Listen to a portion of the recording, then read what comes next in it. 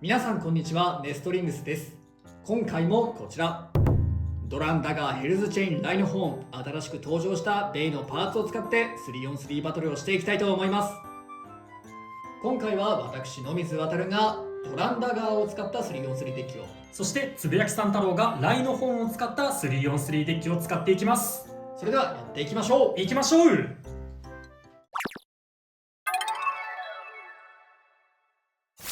それではシュートポジションを決めるじゃんけんをします。最初はグー、じゃんけんぽい。こっち側で了解です。お互いのファーストベイ、せーの、じゃん。ライノホーン 560T、 シャークエッジ 560R。 ファーストバトルレディーセット、3、2、1、ゴーシュ。さあラッシュいけ。おいおおー、やばー。いやはじいた。ライフィニッシュ。ライノホーンに1ポ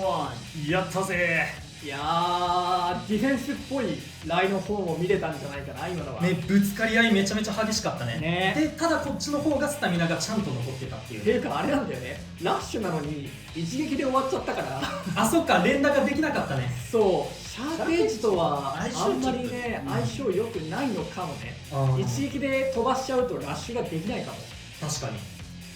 お互いのセカンドベイ、せーの、じゃん。バイパーテイル 360LF、 ドランダガー 380B。 セカンドバトルレディーセット、3、2、1、ゴーシュ。いいね。さあ持久力も見てみたいと思って今回もこれにしバイパーテールに2ポイント。いや、綺麗に決まったね。綺麗に決まったね。やっぱ中央にいるとね、ああなるんよな。お互いのサードベイ、せーの、じゃん。レオンクロー 460S、 ドランソード 360O。 サードバトルレディーセット、3、2、1、ゴーシュ。オーバーフィニッシュ。レオンクローに2ポイント。よってこの勝負はつぶやきさんとの選手の勝利だ。やったぜ。今のはね、ただ当たりが良かっただけだね。あんまりスパイクのいいところっていうよりかはラッキーパンチでした。位置が悪いよ。ポケットを背負ってる方が強制不利だからね。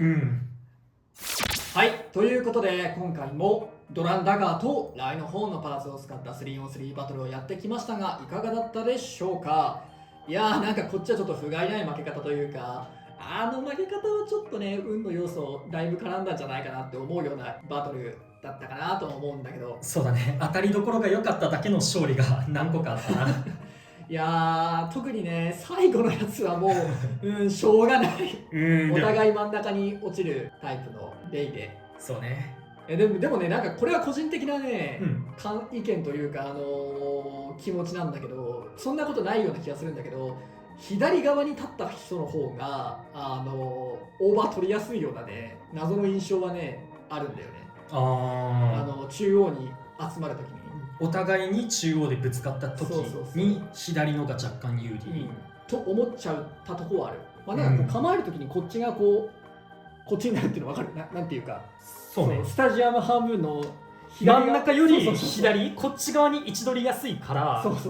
そうね、それでぶつかってね、こっちにお互いに弾け飛ぶとしたら、こっちにあるベイはこっち側に弾き飛びやすい。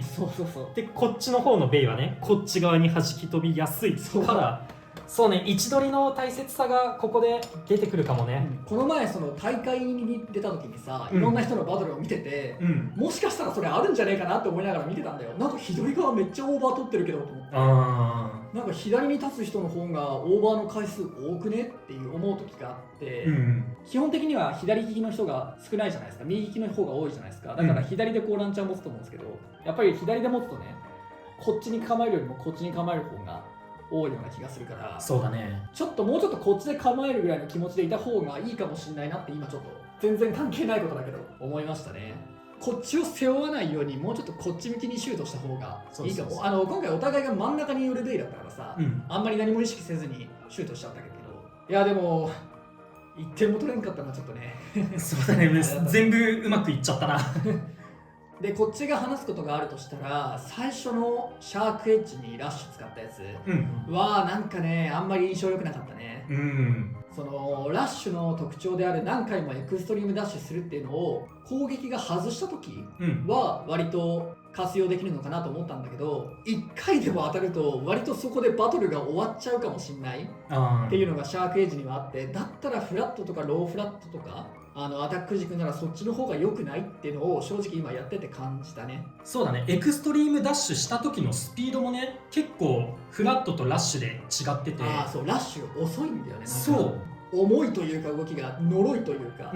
エクストリームダッシュ自体はするんだけどちょっと足んなくねみたいな、スピードが遅い。その分スタミナ消費はあんまりしてなくって、エクストリームダッシュしてもスタミナある程度残すことはできるっていう触れ込みなんだけど、その分スピードは減るからね、そこの使いどころもちょっと難しいね。だからやっぱりドランダガーとかドランソードとかみたいに、何度も小づく系とかスタミナも担保したい系にラッシュつけた方が強く扱えるのかなとは正直使ってて思ったね。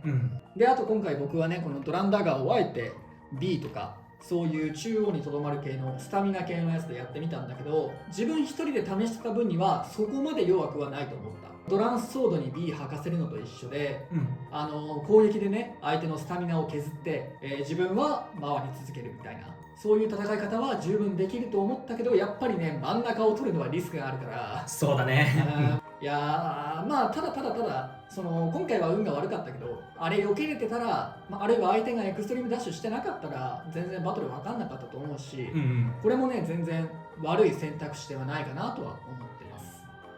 こっちがライのホーン使った印象なんだけど、やっぱり前の動画でもちょめ丸とか渡るが言ってた通り、ライのはいやスピンで勝つブレードではないね。そうね、それは無理っぽい、ね。そう、相手を弾き飛ばして、バーストよりかはオーバーとかエクストリームを狙うようなブレードで、なかなかこいつでスピンで勝つの難しいから、やっぱ相手を弾き飛ばしたいんだけど、じゃあそういう時にどのビットを使うかで、ボールとかでも真ん中で待ち構えて相手にぶつかることはできるんだけど、スピンを狙ってなくって相手を弾き飛ばしたいから強い衝撃が必要なんだよね。そうなるとボールとかそのスパイクとかニードルとかのロックが緩いビット使うのちょっと怖いなっていう思いがあって、今回アタックタイプのやつで使ってたんだけど、アタックタイプというかロックが硬い、バランスタイプのテーパーで使ってて、ライノはやっぱこのロック硬い系のビットの方が相性いいかなって思うな。あとバーストしやすいってのは結構俺もちょっと感じてるというか、やっぱ強い衝撃出しちゃうからさ、こいつカウンターで。だからそれがあるとちょっと緩いビット使うのはやっぱり2点失う危険性があって怖いよなと思うね。そうだね。あとただの憶測でなんか実感があるとかではないんだけど、K が小さい分ラチェットにもちょっと当たりやすいのかもしれないなっていうふうに思って。それは確かにゼロではなさそう。ただ思ってるだけでまだラチェットぶつかりやすい、バーストしやすいっていうふうに感じてはないんだけど、まだ、その見た目からしてちょっと K が小さいからラチェットに当たりそうかなって思って、ロックが緩いビットはそこもちょっと怖いかなって思ってます。